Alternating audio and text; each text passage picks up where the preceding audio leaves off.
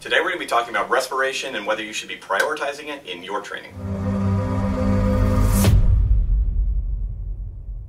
If you're familiar with Z-Health, you know that we talk about brains all the time, and one of our big points of focus are the two things that we say the brain needs to stay healthy and active throughout the lifespan. The first thing is fuel, and the second thing is activation.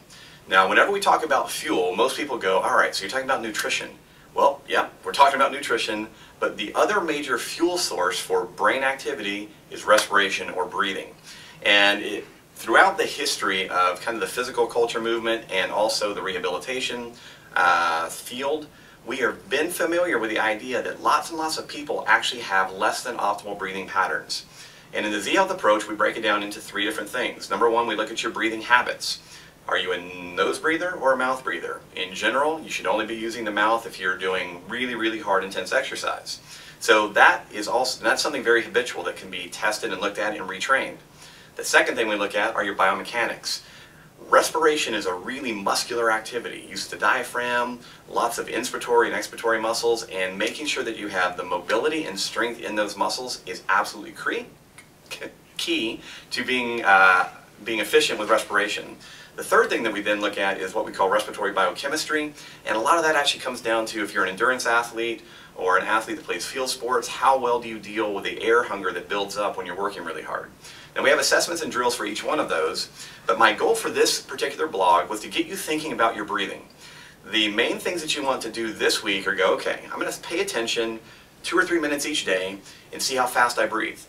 You can always do a quick little test. One of the best things that we actually have people do, it's called a functional inhale-exhale test. And we say breathe normally for a couple of minutes, set a timer, and then take as slow an inhale as you possibly can. Rest for about 30 seconds, and then do the same thing on the exhale.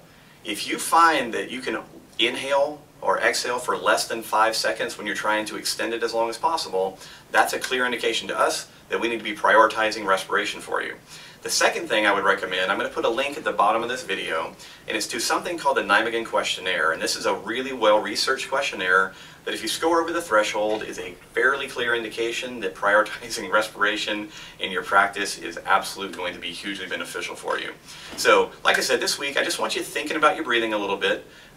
Think about, do I feel sticky? Is it hard for me to take deep breaths? Do I have a lot of cramping if I take a really deep breath?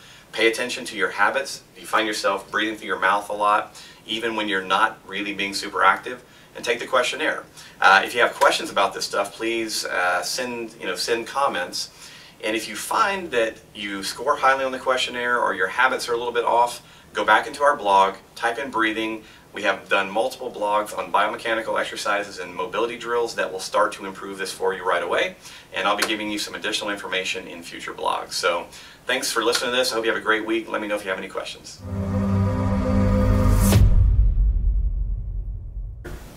Prioritizing it in your training. We're going to try that again. Well, that was a hard word, apparently. Prioritizing. There we go. I'd use this thing if it worked. You can tell today. Okay. I haven't been speaking yet today. Take two. Take two.